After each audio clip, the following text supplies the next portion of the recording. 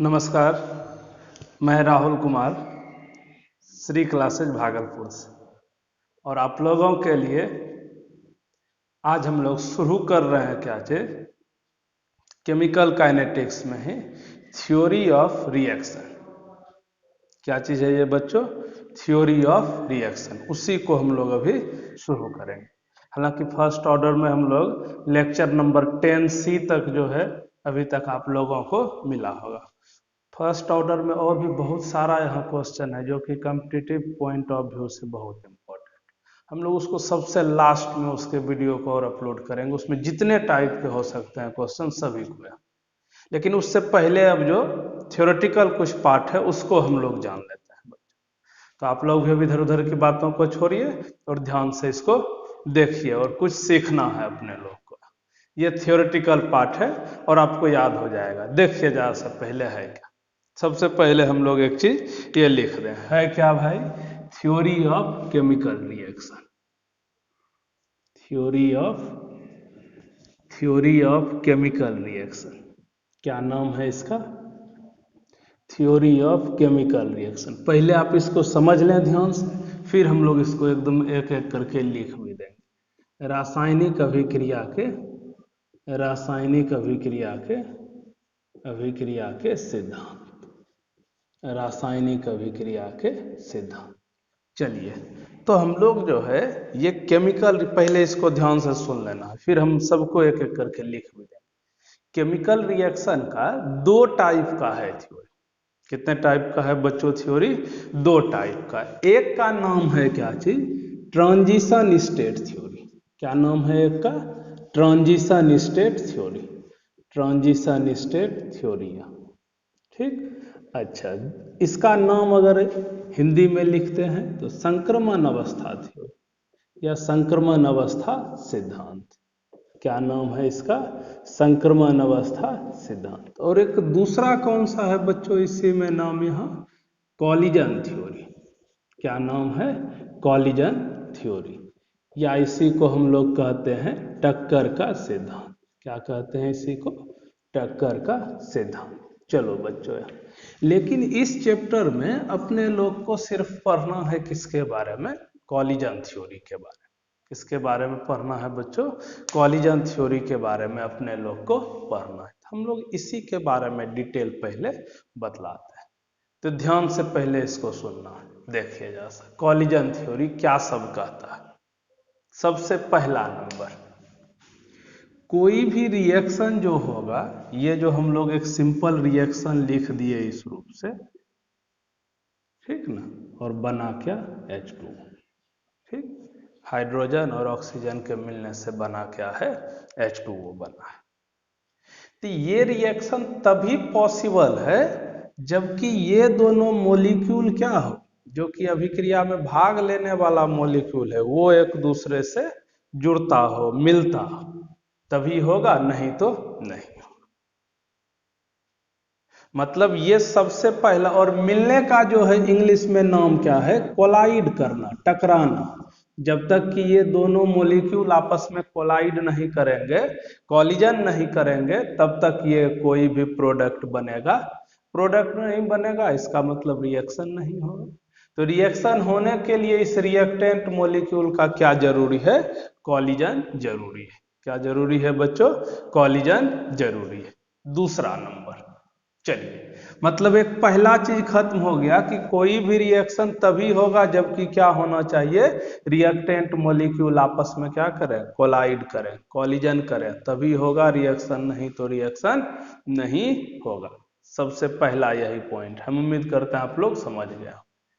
चलिए दूसरा नंबर, अब देखो है क्या, एक हम लोग कहानी आपको बतलाते हैं कि सपोज आपके गांव से, ठीक ना, या आपके क्षेत्र से 100 बच्चा पढ़ने के लिए निकला है। 100 स्टूडेंट आया पढ़ने के लिए शहर, ठीक। तो उसमें से जो है हो सकता है 20 स्टूडेंट है जो कि अच्छे तरीके से पढ़ रहा है, आप लोग को भी पता है, और 80 स्टूडेंट जो है वो अपना समय सिर्फ काट रहा है किसी भी रूप से। तो इसमें कौन सा बच्चा इफेक्टिव है? ये बच्चा क्या करेगा, कुछ रिजल्ट दे करके जाएगा, और ये वाला अनसक्सेसफुल है, रिजल्ट इसका होने वाला नहीं है।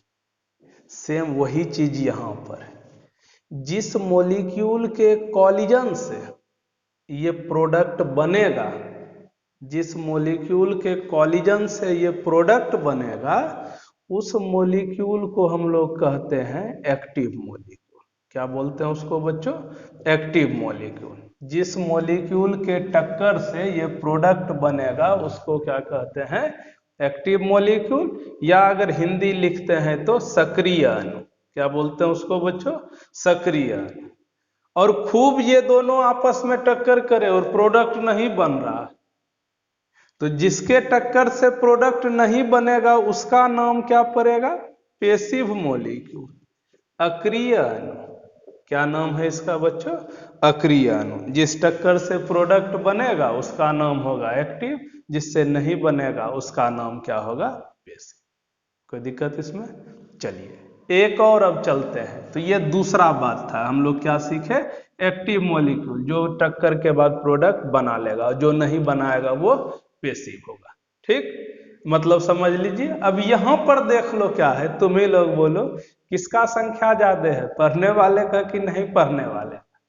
आप लोग जानते हैं नहीं पढ़ने वाले का। तो यहाँ एक्टिव मॉलिक्यूल का संख्या ज्यादा कि पेसिव का? तो संख्या ज्यादा होगा किसका, पेसिव का। मतलब ये हमेशा नंबर ऑफ पेसिव मॉलिक्यूल ज्यादा होगा किससे, एक्टिव मॉलिक्यूल से। हम इस सब को अच्छी तरीके से लिख देंगे, पहले आपको समझ लेना। किसका संख्या ज्यादा होगा, पेसिव वाले का। किससे ज्यादा होगा, एक्टिव वाले से।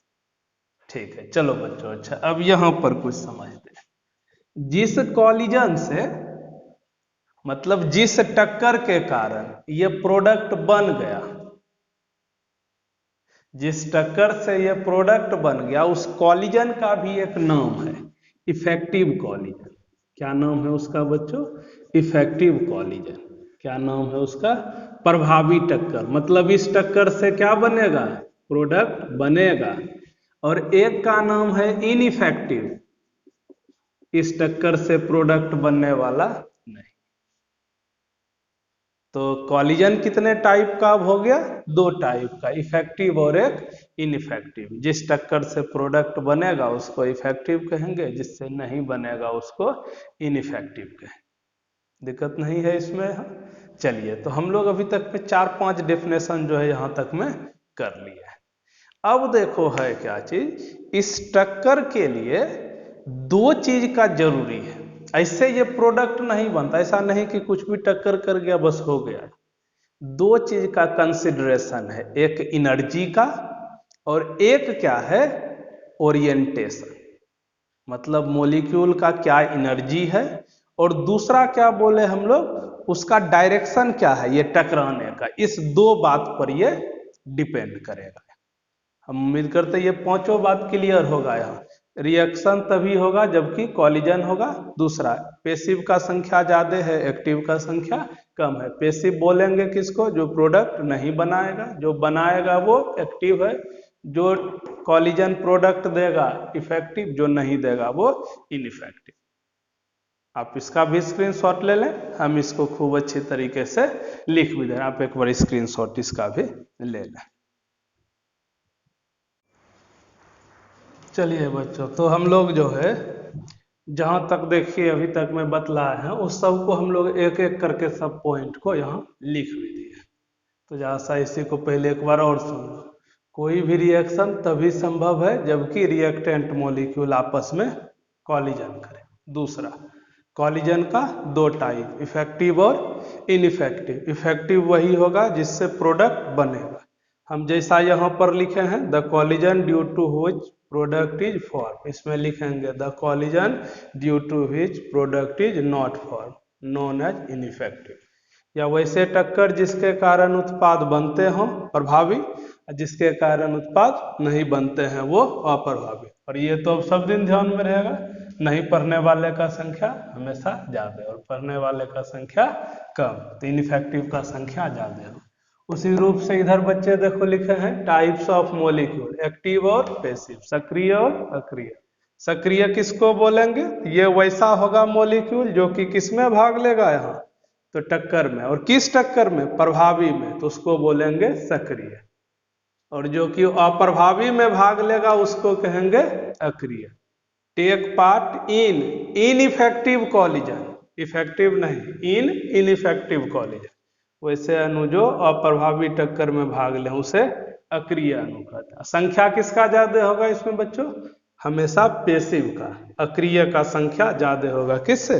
सक्रिय से। तो आप एक बार इसी का क्या करेंगे? स्क्रीनशॉट ले लेंगे यहाँ, ठीक। तो यहाँ तक हम लोग जो है वो समझे यहाँ, इसको अब लिख भी लेंगे। एक और अब चौथा नंबर देखो बात क्या है इसी में, फोर्थ नंबर पॉइंट। अब इसको थोड़ा ध्यान से समझना, और इसके बाद तब फिर क्या करेंगे हम लोग, उसके आगे चलेंगे।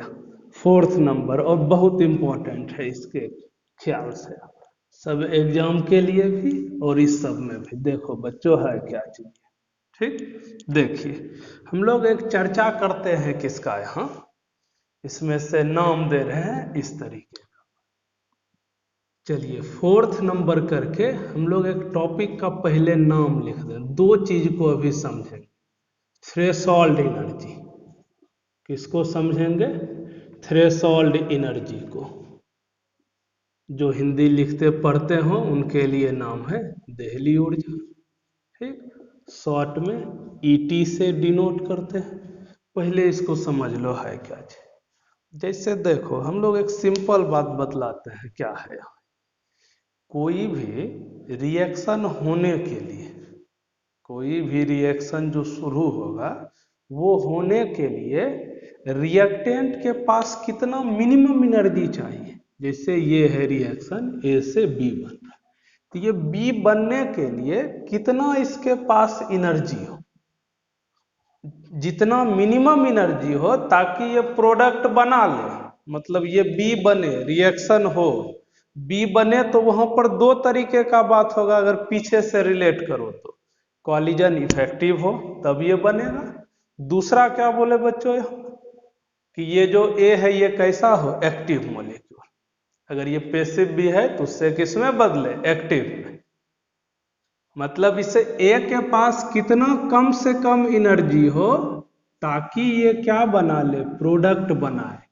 जैसे एक सिंपल एग्जांपल, अगर इससे नहीं समझ पा रहे हैं, जैसे कोई बच्चा है उसको एडमिशन लेना है किसी कॉलेज में, मान लिए जेवियर कॉलेज में लेना है, माउंट सेंट जेवियर्स स्कूल में। किसमें लेना है? Saint Xavier. और उसमें जो है ये 98% का अपना क्राइटेरिया लगाए हुए हैं। 98% अगर आएगा तभी होगा एडमिशन, नहीं तो नहीं हो। या नहीं तो हम और कम कर दे रहे हैं, 60% का क्राइटेरिया, 60% होगा तभी होगा एडमिशन, नहीं तो नहीं हो। मतलब ये 60% जो है ना ये थ्रेशोल्ड मार्क्स है। इतना रहेगा तभी बच्चे का एडमिशन होगा, नहीं तो एडमिशन नहीं होगा, ठीक ना। इतना होने के बाद या इससे ज्यादा होगा तब क्या है, एडमिशन होगा, नहीं तो नहीं। उसी तरीके से किसी रिएक्टेंट के पास मिनिमम कितना एनर्जी हो ताकि वह प्रोडक्ट में चेंज हो जाए, कितना कम से कम एनर्जी वो पोजेज करेगा ताकि क्या करे, प्रोडक्ट बन जाए, उसको बोलते हैं हम लोग क्या चीज, थ्रेशोल्ड एनर्जी। मतलब इस बच्चे का जो है थ्रेशोल्ड मार्क्स क्या है इस कॉलेज के लिए, 60 है। डिनोट किससे करते हैं हम लोग थ्रेशोल्ड एनर्जी को, ईटी से। एक बार और सुन लो यार, कितना कम से कम एनर्जी चाहिए ताकि रिएक्टेंट किस में बदले, प्रोडक्ट में। चलिए अब देखिए, ये रिएक्टेंट के पास होना चाहिए। इस दोनों में थोड़ा कंफ्यूजन है अभी, आगे देखिएगा। ये समझिए पहले कि इस ए के पास कितना कम से कम एनर्जी हो, बच्चे के पास कितना कम से कम नंबर हो, 60, तभी एडमिशन मिलेगा। उसी रूप से इसे ए के पास कितना कम से कम एनर्जी हो ताकि वो किस में बदले, बी में। आइए डिनोट किससे करेंगे, ईटी से। और अगर यूनिट लिखना हो तो एनर्जी का तो आप लोग जानते हैं, जूल, किलो जूल, लेकिन ज्यादा यूज होगा इलेक्ट्रॉन वोल्ट का। किसका यूज होगा बच्चों, इलेक्ट्रॉन वोल्ट का। अगर ऐसा हम लोग एक फोटो बनाते हैं रिएक्शन के लिए इधर दिखा दिए नंबर ऑफ मोलिक्यूल। ठीक ना, पहले समझ लेना है, फिर सबको लिखेंगे हम लोग अच्छे तरीके से। नंबर ऑफ मोलिक्यूल, अणु का संख्या। ठीक, और ये है एनर्जी का एक्सिस। किसका एक्सिस है? एनर्जी का। और ऐसा कुछ फोटो बना है। मतलब इस रिएक्शन के लिए अगर मान लीजिए ये है थ्रेशोल्ड एनर्जी, तो आप ये समझते हैं कि इधर जाने पर एनर्जी बढ़ रहा है, मतलब अगर इससे आगे बढ़ते हो तो एनर्जी ईटी से क्या है? ज्यादा है।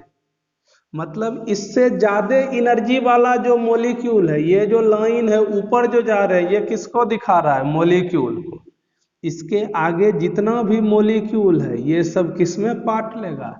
रिएक्शन में भाग लेगा, एक्टिव होगा। कैसा होगा? और कैसा कॉलिजन करेगा? इफेक्टिव। और इधर वाला का है कि इधर वाले का एनर्जी किससे कम है? थ्रेशोल्ड एनर्जी से। और अगर उससे कम एनर्जी है तब तो प्रोडक्ट में चेंज होगा नहीं। का है आप तो जाने 60 से कम तो एडमिशन नहीं, थ्रेशोल्ड एनर्जी से कम तब प्रोडक्ट नहीं बनेगा, वो इफेक्टिव नहीं। कैसा होगा? इनइफेक्टिव। ठीक, मतलब ये जो है कैसा बात हो गया? Ineffective collision. कैसा है बच्चों? इनइफेक्टिव। या ये लिख देंगे ये कैसा मॉलिक्यूल है? Passive molecule. ये इतना सा बात है किसके लिए? थ्रेशोल्ड एनर्जी के। हम उम्मीद करते हैं आप लोग समझ गए होंगे। इस बात को समझे पहले, ये एनर्जी में ईटी दिखा है, इससे ज्यादा एनर्जी है तो प्रोडक्ट बनेगा, एक्टिव है, इधर वाले में नहीं होगा। ठीक, चलिए अच्छा, तो अब इसको भी हम लोग अच्छे तरीके से लिख देते हैं। इसको आप समझ गए होंगे, देखते हैं। चलिए बच्चों, तो हम लोग जो ये थ्रेशोल्ड एनर्जी है उसके पूरे डिफिनेशन को भी यहाँ पर देखो एक बार लिख दिया। अब ध्यान से देखो, मिनिमम एनर्जी, कितना कम से कम एनर्जी चाहिए होना चाहिए किसके पास? रिएक्टेंट के पास, ताकि वो क्या कर ले? प्रोडक्ट बना ले, या किसमें भाग ले? इफेक्टिव कॉलिजन में। उसी का नाम क्या है? Threshold energy. डिनोट किससे करेंगे? ईटी से। यूनिट क्या है? ग्राफ क्या है? इसको समझ लिए हैं, तो आप लोग एक बार इसका स्क्रीनशॉट ले लेंगे। ठीक, चलिए अच्छा, अब देखिए स्क्रीनशॉट लेने के बाद बच्चों तब हम लोग काम क्या करते हैं? अब आते हैं पांचवा नंबर, एक और बड़ा इंपॉर्टेंट है टॉपिक, एक्टिवेशन एनर्जी। अब इसको समझते हैं, एक्टिवेशन एनर्जी है क्या जी? इसको समझ लें अच्छे से बच्चों। एक्टिवेशन एनर्जी किसको कहेंगे? अब यहाँ पांचवा नंबर है टॉपिक, कौन सा? Activation energy. एक्टिवेशन एनर्जी अच्छे से समझना है इसको। एक्टिवेशन एनर्जी, या इसको हम लोग कहते हैं सक्रिय ऊर्जा। क्या बोलते हैं बच्चों? सक्रिय ऊर्जा। चलो अच्छा, पहले देखते हैं। बेचारे को डिनोट करते हैं किससे? ई से। किससे डिनोट करोगे? ई से हम लोग इसको डिनोट करते हैं। है क्या चीज? एनर्जी। एक बात क्लियर हो गया, अगर कभी लिखना हो थ्योरी तो यूनिट क्या होगा समझते हैं? Joule, kilo joule, electron volt, calorie, kilo calorie, ये सब इसका क्या होगा? यूनिट होगा। डिनोट किससे करेंगे? ई से। अब एक चीज है कि ये सक्रिय का मतलब क्या है? जैसे देखो, कोई आदमी, हम एक एग्जाम्पल देते हैं, अभी जो नंबर वाला दिए थे वही सबसे अच्छा। सपोज मान लीजिए हम तो नाम ये दिए थे तो वही लिखते हैं। जेवियर कॉलेज में एडमिशन के लिए चाहिए था कितना परसेंट नंबर? 60 रहेगा तब होगा, नहीं तो नहीं। ठीक, अब गया यहाँ से हमारा जो किस नाम का बच्चा है, रामू नाम का जो बच्चा है वो गया, और रामू को सपोज जो है 60 नहीं, मार्क्स आया है कितना? 40%। लेकिन उसको चाहिए कितना कम से कम? 60। तो क्या ये रामू जो है उसका एडमिशन होगा? तो नहीं होगा। तो इसको कितना मिनिमम चाहिए नंबर ताकि एडमिशन हो जाए? क्या इसके पास मिनिमम और इसको मार्क्स चाहिए 20%? अगर 20% मिनिमम कोई दे दे इसको, इसके पास है नहीं, कोई दे, और थ्रेशोल्ड वाले में कहते थे मिनिमम एनर्जी पोजेस्ड भाई, जितना कि रखता हो, कौन? ये रामू नाम का बच्चा, इसके पास 60 होगा तब बनेगा, नहीं तो नहीं। ये बात था। लेकिन अब क्या है कि अगर कभी कभार इसके पास नहीं है उतना, कितना कम से कम एनर्जी इसको दें ताकि यह क्या कर ले, प्रोडक्ट बना ले। या ये कह लीजिए, और यहां पर भी कम से कम का है कह रहे हैं कि 20 के बाद तो अगर इसको 21% देंगे तब एडमिशन तो होना ही है, 22 देंगे तब तो होगा ही, 25 देंगे तब तो होगा ही, लेकिन कम से कम कितना चाहिए, 20। तो वही जो कम से कम एनर्जी है वही क्या कहलाता है, एक्टिवेशन। मतलब अगर ये समझ लो कि ये जो रिएक्टेंट है, अब यहां पर देखो ए से बी में बदलने के लिए सपोज 60 जूल कम से कम चाहिए और ए के पास है कितना, 40। तो मिनिमम इसको कितना एनर्जी देना पड़ेगा, 20 जूल अगर देंगे तब यह बी में बदलेगा। और यही जो मिनिमम एनर्जी है जो कि किसको चाहिए, रिएक्टेंट को, जितना मिनिमम एनर्जी चाहिए रिएक्टेंट को ताकि यह किस में बदले, प्रोडक्ट में। या ये कह लो कि रिएक्टेंट को कम से कम कितना एनर्जी दे दें ताकि ये थ्रेशोल्ड एनर्जी के बराबर हो जाए। ये तो थ्रेशोल्ड एनर्जी है कि इतना होगा तब प्रोडक्ट बनेगा, नहीं तो नहीं बनेगा। एक बार और ध्यान से सुन लो, फिर नहीं है बोलना। यहाँ पर क्या बोले कि रामो को 40% था नंबर, अगर 20% कहीं से आ जाए तो वो प्रोडक्ट बना लेगा, एडमिशन करवा लेगा।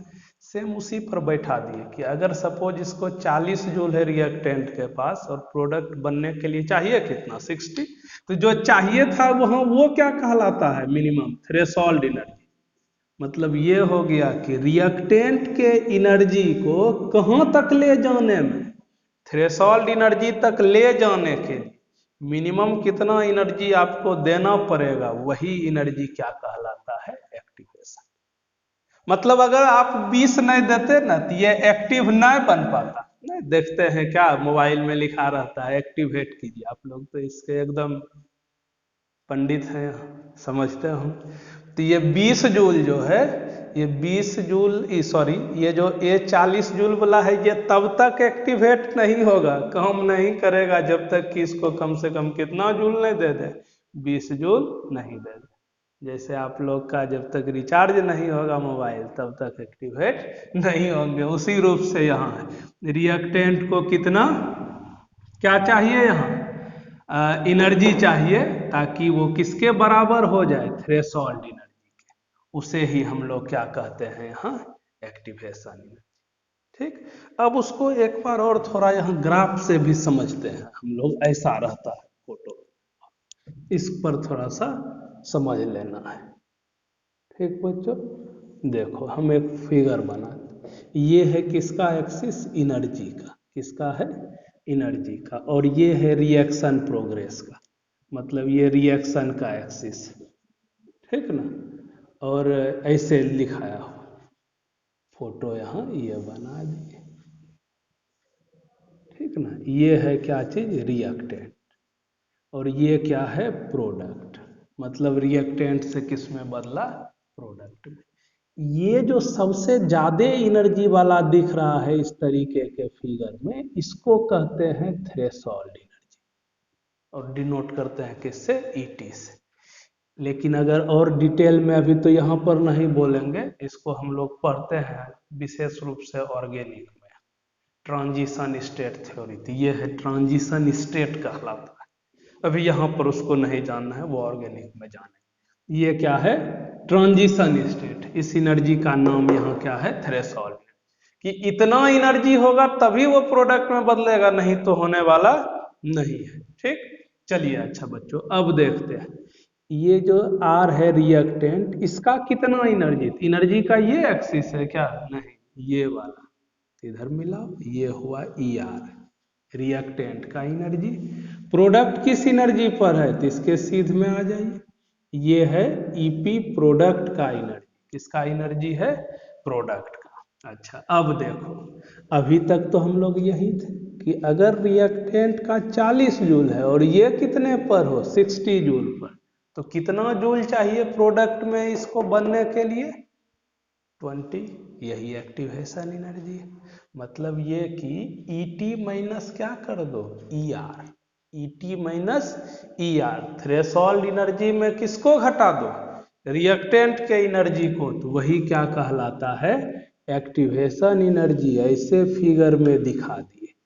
इसको किससे डिनोट करते हैं? EA से, और फॉर्मूला क्या हो जाएगा? ET minus ER। हम उम्मीद करते हैं आप लोग समझे हम ना। हो सकता है अगर रिएक्टेंट के पास सपोज हो कितना 50 जूल और ये है 200 जूल, तो कितना चाहिए एक्टिवेशन एनर्जी? 150 जूल। समझने के लिए तो थ्रेशोल्ड एनर्जी में अगर रिएक्टेंट के एनर्जी को माइनस कर दें तो निकल जाता है क्या चीज यहाँ? Activation energy. तो ऐसे भी लिख सकते हैं, the difference between threshold energy and energy of reactant is known as activation energy. आप जिस रूप से लिख दें डिफिनेशन चलेगा। तो ये है पहले एक्टिवेशन एनर्जी का क्या चीज? डिफिनेशन। और इसके टाइप के बारे में भी जानेंगे। पहले हम लोग क्या करते हैं, इस पूरे का डिफिनेशन हम लोग लिख देते हैं। ठीक, चलो बच्चों यहाँ तो एक बार पहले आप देखिए इसके डिफिनेशन।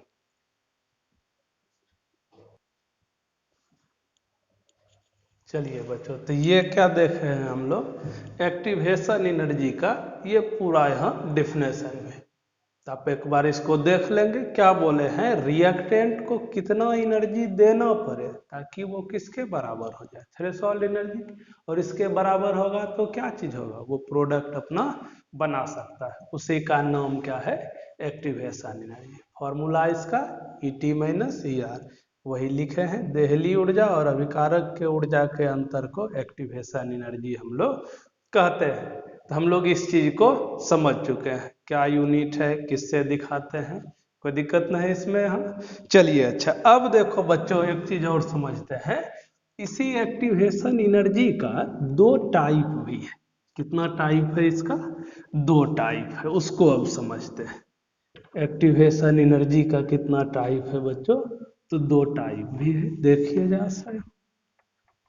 चलिए देखिए, टाइप्स ऑफ एक्टिवेशन एनर्जी, या नहीं तो यहां पर ऐसे लिख दें, types of activation energy. Activation energy. अब बच्चों पहले इस बात को समझो, इसमें टाइप्स जानने से पहले सक्रिय ऊर्जा के प्रकार। किसका प्रकार? यहाँ सक्रिय ऊर्जा के प्रकार। ठीक, चलिए देखिए जरा, सक्रिय ऊर्जा के क्या प्रकार है वो जानने से पहले यहाँ से अब थोड़ा कॉन्सेप्ट वाला बात है। वो तो डिफिनेशन था अपना, हो गया। अब इस पर थोड़ा गौर करना। अगर हम लोग रिएक्शन कभी ऐसे लिख दें इस तरीके से, तो आप ये समझते हैं कि ये रिवर्सिबल रिएक्शन, उत्क्रमणीय है। A से B भी बन सकता है और B से A भी। अगर A से B बनेगा तो उसको कहते हैं फॉरवर्ड रिएक्शन। जब A से B बनेगा तो नाम है फॉरवर्ड, और जब B से A बनेगा तो उसका नाम क्या है? Backward reaction. क्या नाम है बच्चों? Backward reaction. जो हिंदी पढ़ते हैं उनके लिए पश्च अभिक्रिया, और इसका नाम क्या है बच्चों? अग्र अभिक्रिया। A से B जो बन रहा है उसका नाम है अग्र अभिक्रिया, और B पीछे से जब आ रहा। लेकिन एक बात है, फॉरवर्ड के लिए A ही क्या है? रिएक्टेंट है, जबकि बैकवर्ड रिएक्शन जो होगा उसमें B रिएक्टेंट है और A क्या है? प्रोडक्ट। फॉरवर्ड रिएक्शन में A रिएक्टेंट और B प्रोडक्ट, और बैकवर्ड में B रिएक्टेंट और A क्या है? प्रोडक्ट। दिक्कत नहीं इसमें बच्चों। अब देखिए जरा सा, ये फॉरवर्ड और बैकवर्ड में अगर आप ये भी समझ गए तब अब देखिए क्या है। देखो जरा सा, अब इस पर आ जाते हैं। हम लोग इसी तरीके का भी एक फिगर देखे थे, ठीक ना? क्या देखे थे बच्चों? यहाँ इस तरीके का था बना। इसको क्या कहते थे? रिएक्टेंट। ये क्या था? प्रोडक्ट। ये रिएक्शन इन प्रोग्रेस, मतलब अभिक्रिया जो है वो चल रहा है, तब ना रिएक्टेंट से प्रोडक्ट में बदला उधर जाने पर। और ये क्या है? एनर्जी का एक्सिस। इसको कौन सा एनर्जी हम लोग नाम देते हैं यहाँ पर? थ्रेशोल्ड। इसके सीध में रिएक्टेंट का एनर्जी। ये किसका होगा बच्चों? यहाँ प्रोडक्ट का एनर्जी। अब देखो जा, अब तुम ही बोलो, अगर फॉरवर्ड रिएक्शन है तो रिएक्टेंट तो अपना यही है, और हम लोग ये पढ़ भी चुके हैं कि थ्रेशोल्ड एनर्जी में अगर रिएक्टेंट के एनर्जी को घटा दें तो उसको कहते हैं कौन सा एनर्जी? Activation energy. लेकिन अब अगर बैकवर्ड रिएक्शन है तब कौन रिएक्टेंट है, ए की बी? बी है उस टाइम। और अगर बी है रिएक्टेंट तो यहां पर क्या होगा एक्टिवेशन एनर्जी इस बैकवर्ड रिएक्शन के लिए? तो ये ना हो जाएगा ईटी या माइनस क्या है ईपी। ये क्या कहलाता है? बैकवर्ड यहाँ activation energy, ET minus EP. क्या के समझे बच्चों? यहाँ ये जो बैकवर्ड रिएक्शन है मतलब बी से जो ए आएगा उसमें बी ही रिएक्टेंट है और ए क्या है? प्रोडक्ट है। बी रिएक्टेंट है और ए क्या है? प्रोडक्ट है। तो ये ई एफ बराबर क्या हो जाएगा? E T minus. इसका नाम क्या है? बैकवर्ड। इसका नाम है बैकवर्ड एक्टिवेशन एनर्जी। क्या नाम है इसका बच्चों? Backward activation energy. हम उम्मीद करते हैं ये दोनों समझे होंगे। तो अगर थ्रेशोल्ड एनर्जी में रिएक्टेंट के एनर्जी को घटा दें तो ये है फॉरवर्ड, और अगर थ्रेशोल्ड एनर्जी में प्रोडक्ट के एनर्जी को घटा दें तो उसका नाम है बैकवर्ड। फिर से एक बार बोल, अगर थ्रेशोल्ड एनर्जी में रिएक्टेंट के एनर्जी को घटा दें तब क्या है? फॉरवर्ड, और अगर थ्रेशोल्ड एनर्जी में प्रोडक्ट के एनर्जी को घटा दें तब क्या है? Backward activation energy. दिक्कत कुछ इसमें? यहाँ चलिए, दिक्कत नहीं तो इसका भी स्क्रीनशॉट लेंगे। हम इस दोनों के भी डिफिनेशन को अच्छी तरीके से लिख दे रहे हैं बच्चों यहाँ आपके लिए।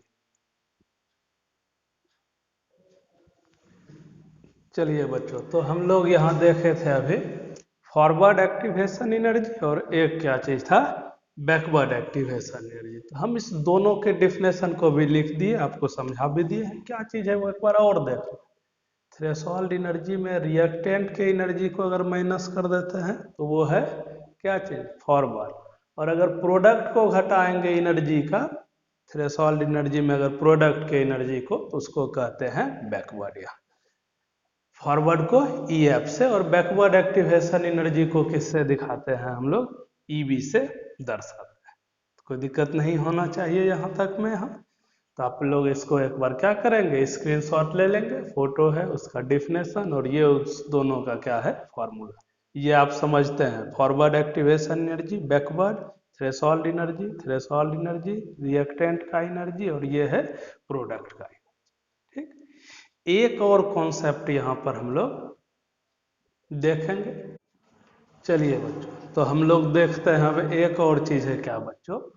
टाइप्स ऑफ रिएक्शन में, या ये समझिए बचपन से ये नाम आपको सुनने में आया होगा, एक्जोथर्मिक और इंडोथर्मिक, या कहिए ऊष्माक्षेपी और एक कौन सा? ऊष्माशोषी अभिक्रिया। इसमें क्या उपयोग है इस सक्रिय ऊर्जा का? इस चीज को थोड़ा सा देखते हैं। तो पहले एक छोटा छोटा जो कॉन्सेप्ट है इस दोनों चीज का वो समझ लो, एक्जोथर्मिक और इंडोथर्मिक। हम एक तरफ क्या लिख दें?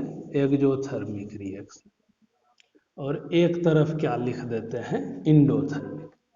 ठीक, चलिए अब देखिए ऐसा है क्या? ऊष्मा छेपी और एक है ऊष्मा शोषी।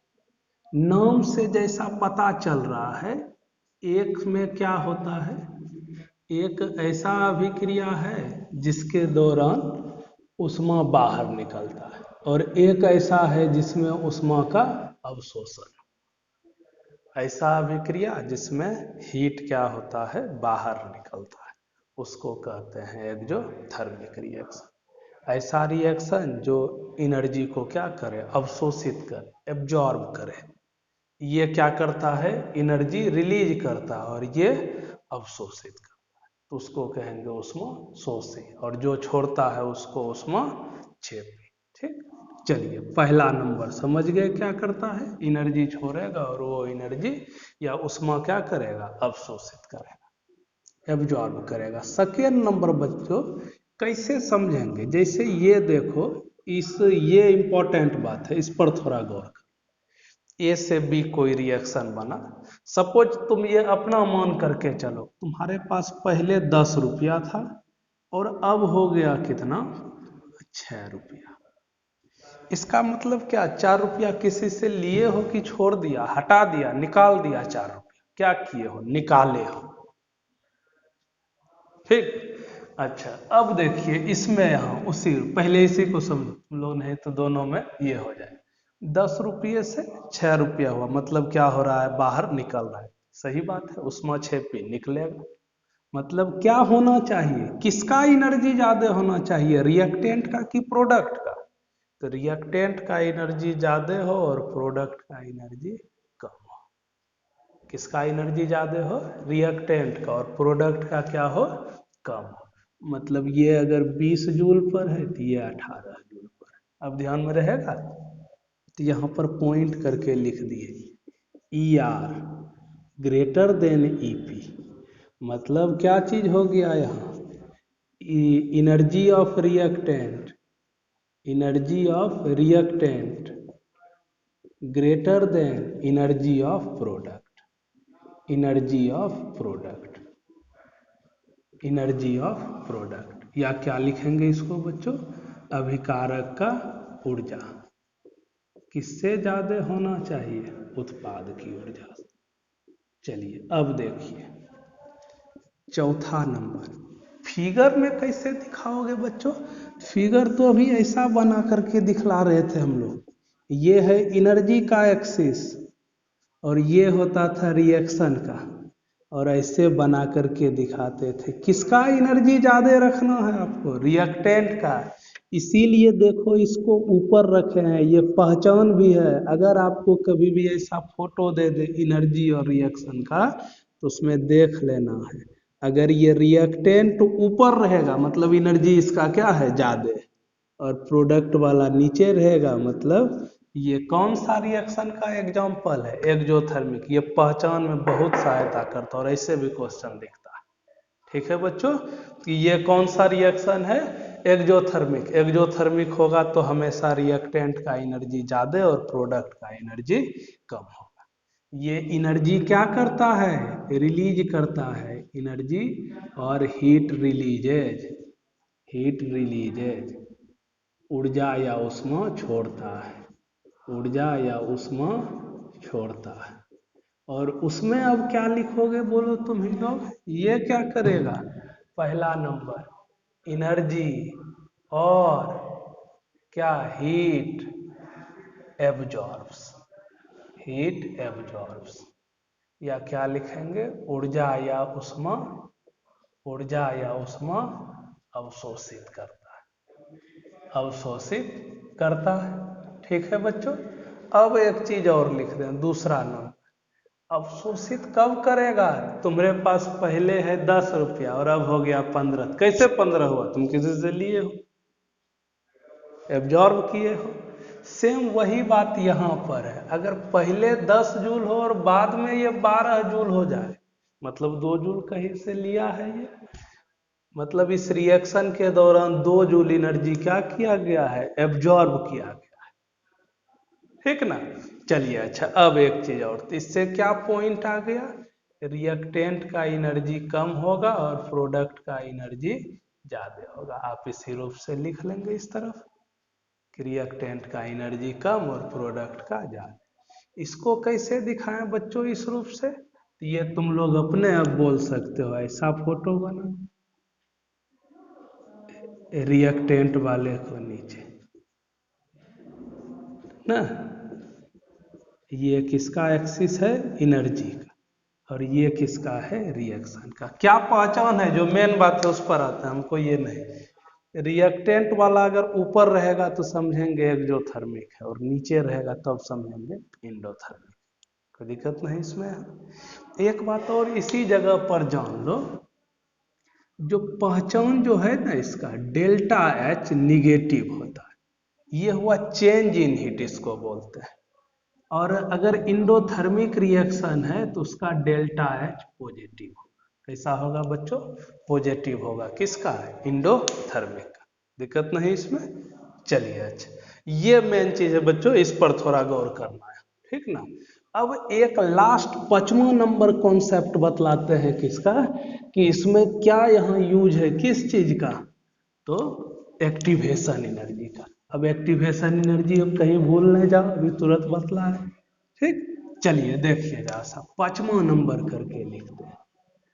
अगर यहाँ ये क्या चीज है, अगर अपना ये एक्जोथर्मिक रिएक्शन है तो रिएक्टेंट का एनर्जी ज़्यादा होगा, प्रोडक्ट का कम होगा। तो रिएक्टेंट वाले को ऊपर रखेंगे और प्रोडक्ट वाले को नीचे रखेंगे। इसको कौन सा एनर्जी कहते हैं, थ्रेशोल्ड एनर्जी। इसको बच्चों ER रिएक्टेंट का एनर्जी, और ये क्या होगा EP प्रोडक्ट का। ये है एनर्जी का एक्सिस और ये क्या है रिएक्शन का। ET में अगर ER घटा दो तो ये हो जाएगा फॉरवर्ड एक्टिवेशन एनर्जी, अगर रिएक्टेंट को घटाते हैं। और अगर ET में प्रोडक्ट को घटा दो तो वो क्या कहलाता है, बैकवर्ड एक्टिवेशन एनर्जी। अब तुम ही देखो कौन बड़ा है, ये फॉरवर्ड एक्टिवेशन एनर्जी बड़ा है कि बैकवर्ड वाला। अपने क्लियर तुमको दिख रहा होगा बैकवर्ड वाला। मतलब अगर कभी भी एक्जोथर्मिक रिएक्शन हुआ तो EB ग्रेटर देन होगा किससे, EF से। EB का मतलब क्या है, बैकवर्ड एक्टिवेशन एनर्जी।